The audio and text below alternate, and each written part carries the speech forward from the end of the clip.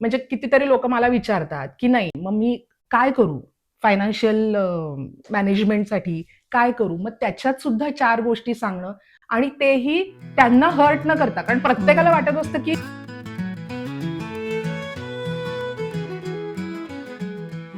नमस्कार.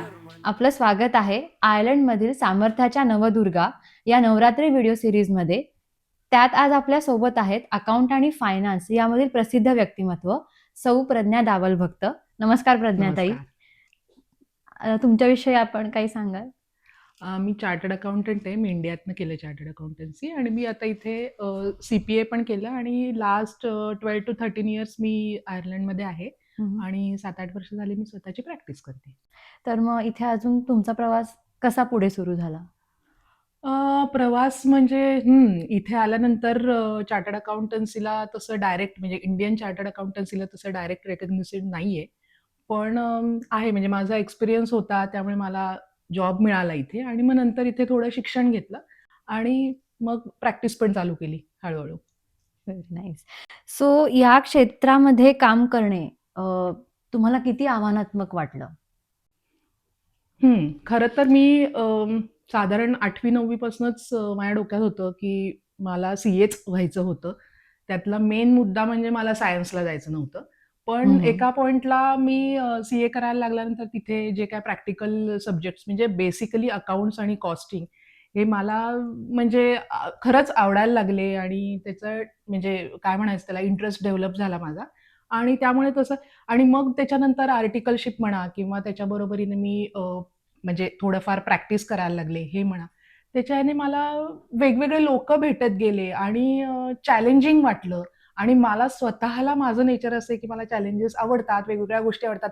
तेच तेच करायला नाही आवडत. त्यामुळे छान वाटलं आणि परत आता आयर्लंडमध्ये आल्यानंतर अजूनच वेगळा म्हणजे काय म्हणतात आयरिश लॉ वेगळा, आयरिश टॅक्सेस वेगळे. त्यामुळे ते शिकून आणि इथे तर भरपूर लोकांशी भेटी म्हणण्यापेक्षा कॉन्टॅक्ट. म्हणजे फोनवर रोज मी मिनिमम 7 ते 8 लोकांशी वेगवेगळ्या बोलते. त्यांचे काही-काही लोकांचे चमत्कारिक प्रश्न पण असतात. पण म्हणजे मला छान वाटतं त्याच्यातनं रोज उठून काहीतरी तुम्हाला शिकायला मिळतं. त्यामुळे चांगलं वाटतंय म्हणजे मला आवडतं माझं प्रोफेशन. Okay, very nice. तुम्ही म्हणलात तुम्हाला चॅलेंजेस आवडतात. तर मग तुम्हाला असं वाटायचं की या क्षेत्रामध्ये महिलांसाठी काही आव्हानात्मक सुद्धा आहे ना, आहे? आहे ना. बेसिक म्हणजे मला बाकीच्या मधलं मी काही बोलू नाही शकणार. पण या क्षेत्रामध्ये म्हणजे बेसिक महिलांवर विश्वास तेवढा ठेवला जाईलच, असं नाही आणि हे नॉट लाइक दॅट म्हणजे आता ते बऱ्यापैकी कमी पण होत चाललंय किंवा कमी झालंय. पण तरीसुद्धा मी आता हे 2004 पासनंच बोलतीये, की हळू आता मला समजते, की लोकांचा दृष्टिकोन थोडा बदलत चाललाय. तरीसुद्धा मी म्हणेन, की स्पेसिफिकली महाराष्ट्रीयन लोकं खरंच फॉरवर्ड विचारांची आहेत. त्यामुळे तिथे नाही, पण तरीसुद्धा काही-काही वेळेला अनुभव येतो, की आपले आपलं टॅक्स मॅटर्स म्हणा किंवा ऑफकोर्स मला जे सांगतात ते कत्ता-चिट्टा त्यांचा माझ्यासमोर सांगतात कारण सांगावं लागतं. त्यामुळे त्याच्यात लोकांना भीती वाटते, की हे होईल होईल ना, की नाही? म्हणजे काही शेवटी कोणाला टॅक्स बरोबर. भरायचा नसतो. त्यामुळे निदान हे बरोबर ह्या सांगू शकतील ना, तितकं ह्यांना नॉलेज असेल ना, असं वाटू शकतं. बरोबर. तुमच्या आयुष्यात असा कधी संघर्ष किंवा मोठा संघर्ष कधी निर्माण झाला का? आणि जर असेल, तर तो तुम्ही कसा पार केलात? हे बघ, संघर्ष म्हणजे पहिल्यापासूनच म्हणजे आमच्या घरात मी एकटीच कॉमर्सची आहे. त्यामुळे तिथपासनं म्हणजे कोणाला काही माहिती नाही आणि मलाच स्वतःला वाटतंय म्हणून मी गेले कॉमर्सला तिथपासनं. असं काही नाहीये, की मी एवढी पण भारी काही असं शिक्षण माझं झालं नाही, की चला पहिल्या फटक्यात मी पास झालीये किंवा मी 2-3 मला अटेम्प्ट्स लागले. मग ते कसं आहे काही-काही म्हणजे आमच्या घरात असं कधीच नव्हतं, की कोणी फेल झालंय बघा, अशा ह्याने. त्यामुळे प्रत्येक वेळेला तो संघर्ष आहे, हा शिक्षणाचा संघर्ष. त्याच्यानंतर जॉब करताना सुद्धा जॉब करताना मी एवढं नाही म्हणणार, पण मी साइड बाय साइड मी प्रॅक्टिस पण करत होते. तेव्हाचा वेगळा संघर्ष जसं मी म्हणलं, की लोकांचा विश्वास बसणं म्हणा किंवा तितकं मलाही असं वाटायचं, की आपल्याला सुद्धा कारण ह्या गोष्टी इतक्या काही साध्या सोप्या नाहीयेत, की हां, एक टॅक्सचं एक गोष्ट शिकली आणि प्रत्येकाला तेच लागू पडलं. प्रत्येकाची केस वेगवेगळी असू शकते. ही. आणि आयर्लंडला आल्यानंतर वेगळ्या पद्धतीचा, कारण आता इथे आपल्या सगळ्यांना माहिती आहे की आधी वर्क परमिटला अप्लाय करायचं किंवा या गोष्टी सुद्धा. हं. आज आपलं काहीही शिक्षण झालेलं असलं तरी सुद्धा त्या गोष्टीतनं जावं प्रत्येकाला जावंच लागतं. लागतं ना. तर त्या बरोबर. ह्याने आणि मग इकडे म्हणजे आयर्लंडमध्ये जेव्हा मी ॲक्चुअली माझे मिस्टर कॉन्ट्रॅक्टिंग करत होते. मग मग त्यांची कंपनी. मग मग म्हटलं की दुसरी कुठली कंपनी कशाला? आपणच आपली कंपनी चालू सुरू करू. करावी. मग ते कॉन्ट्रॅक्टिंगचंच कशाला? आपण म्हणजे काय म्हणायचं त्याला? आपण टॅक्सेशन म्हणजे आपल्याला माहिती आहेत सगळ्या गोष्टी. शेवटी कसं आहे, आमचं फील्ड असं आहे की डेबिट, क्रेडिट, बेसिक अकाउंट्स काही कुठे चेंज होत नाही. मग जगाच्या पाठीवर तुम्ही कुठेही जा. पण तिथे ना कॉन्फिडेंटली ते करायला पाहिजे. मी स्वतःला म्हणजे आत्ता इंटरव्ह्यू चाललाय म्हणून मला हे करत नाहीये, पण मला कायम कॉन्फिडन्स असतो. मला माहिती आहे, असू दे नाही तर नसू दे. नसू दे. कारण मला हे माहितीये, की तू आज मला काहीही विचारलं, मला येत जरी नसलं, तरी मी ते शोधून काढेन, मी त्याचा अभ्यास करेन आणि मी उद्या तुला उत्तर देऊ शकेन. त्यामुळे ह्या गोष्टी मी करत गेले, शिकत गेले. हे बघ अजूनही मी शिकतीच आहे. मी असं नाही म्हणत, की मी काही खूप हं, मोठी हं. झाली. पण चालू आहे आणि ह्याची चॅलेंजेस आज, उद्या नाही, काल नाही, रोज येत राहतात चॅलेंजेस. रोजचं आहे. खूप छान. म्हणजे चॅलेंजेस घ्यायला तुम्हाला हो, खूप छान खूप वाटतं. आवडतं. नाही, नाहीतर आयुष्य तोच-तोचपणा येईल ना आयुष्यात. बरोबर. त्याला काही म्हणजे अर्थ नाही. तर अर्थ नाही. बाकी आपण आपलं घरातलं तोच-तोच चाललेलंच असतं सगळं, पण हे नको. बरोबर. तर पुढचा प्रश्न आपण घेऊयात.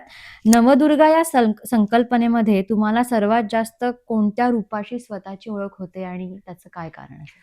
हां, मला जे वाटतंय ते कात्यायनी आणि ते ही नवदुर्गा असं आहे, की एकतर फिअरलेस म्हणजे निर्भयी. बिलकुल जसं की मी आत्ताच सांगितलं. मला नाही भीती म्हणजे भीती वाटत नाही म्हणण्यापेक्षा मला माहिती आहे, की मी येन केन प्रकारेण त्याच्यावर मात करू शकेन चांगल्या मार्गाने.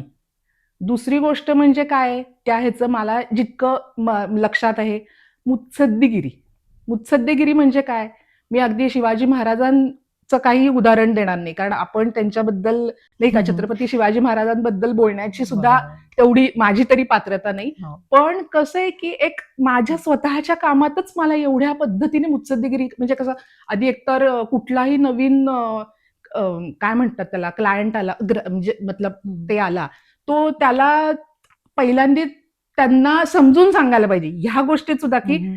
तुमचं चुकीचं आहे असं नाही सांगता कामा तुमचं बरोबरच आहे. पण हे अजून बरोबर कसं करू तुम्ही शकतो. करू शकता? ह्या बरोबर. पद्धतीने कसं जाऊ शकता? ह्या गोष्टी हेही छोट्या-मोठ्या प्रमाणात मुत्सद्देगिरी झाली. शिवाय टॅक्स वाचवणं म्हणा किंवा अजूनही तुम्ही म्हणजे कितीतरी लोकं मला विचारतात, की नाही मग मी काय करू? फायनान्शियल मॅनेजमेंटसाठी काय करू? मग त्याच्यात सुद्धा 4 गोष्टी सांगणं आणि तेही त्यांना हर्ट न करता. कारण प्रत्येकाला हं. वाटत असतं, की मला काहीतरी गोष्ट माहिती आहे आणि ते फक्त त्याला क्लिअर करायचं असतं. म्हणजे ॲक्चुअली माणसाला ते तुमच्याकडनं वदवून घ्यायचं असतं, की हां, मला बरोबर माहिती आहे ना.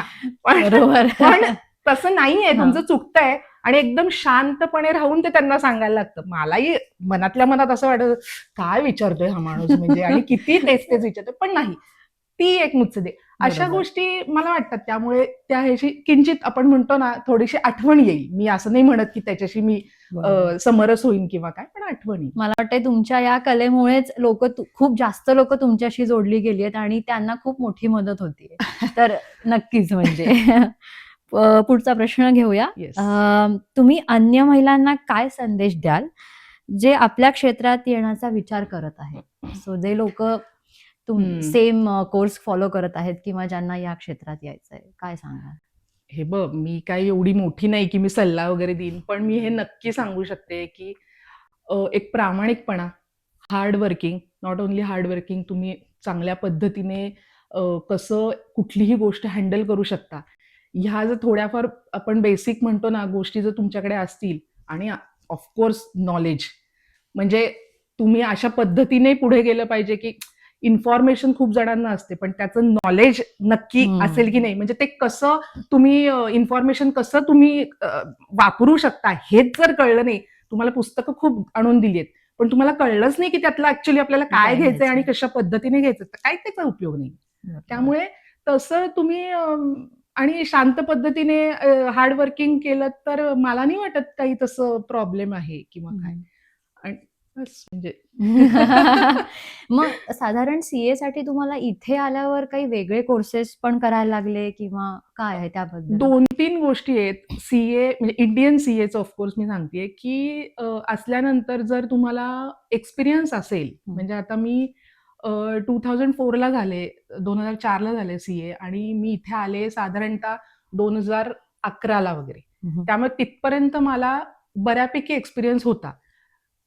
परत कसं आहे, तुमचं थोडंफार नशिबाचं पण भाग आहे, की तुम्हाला जो एक्सपिरियन्स होता, तोच तुम्हाला म्हणजे त्याच्याचबद्दल कुठल्या कंपनीत इथे जॉब पाहिजे आणि तो एक्सपिरियन्स कामी येतोय, त्यांना ओके झालं. त्यामुळे तसं काही नाही. म्हणजे असं नाहीये, की इथे सीएला म्हणजे इंडियातलं सीए झालंय म्हणजे कितीतरी इंडियन सीए इथे आहेत, की जे अत्यंत चांगल्या पोझिशनवर काम करतायत. काही प्रॉब्लेम नाही. पण जर तुम्हाला अजून इथे म्हणजे आता मी प्रॅक्टिस करते म्हणून मी माझं सांगते, की इथे अजून तुम्हाला अशा पद्धतीचं जर काम करायचं असेल प्रॅक्टिसचं, तर तुम्हाला ऑफकोर्स स्पेसिफिक आयर्लंडमधले टॅक्सेस, आयर्लंडमधले लॉज, तिथलं कंपनीचं हे माहिती पाहिजे. म्हणून म्हणून मग मी सीपीए केलं, म्हणजे सर्टिफाईड पब्लिक अकाउंटन्सी. म्हणून मी सीपीए केलं. आणि शेवटी काय ती डिग्रीला डिग्री आहे, पण तुम्हाला कसं तुम्ही नॉलेज घेताय त्याच्यातनं हे तुमच्यावर आहे. त्यामुळे नाही, खूप छान सांगितलं तुम्ही. नक्कीच ज्यांना या क्षेत्रात यायचंय त्यांना नक्की ही एक मोलाची संधी आहे पुढे येण्यासाठी. सो प्रज्ञाताई, थँक्यू सो मच. तुमचे खूप खूप आभार. तुम्ही सामर्थ्याच्या नवदुर्गा या व्हिडिओ सिरीजसाठी तुम्ही तुमचं योगदान दिलं त्याबद्दल नक्कीच आभार. आणि महाराष्ट्र मंडळाचे पण खूप खूप आभार माझा इंटरव्ह्यू घेतल्याबद्दल. थँक्यू. महाराष्ट्र मंडलचा जय जयकार, विदेशात आपली संस्कार, आम्ही सारे मराठी सारे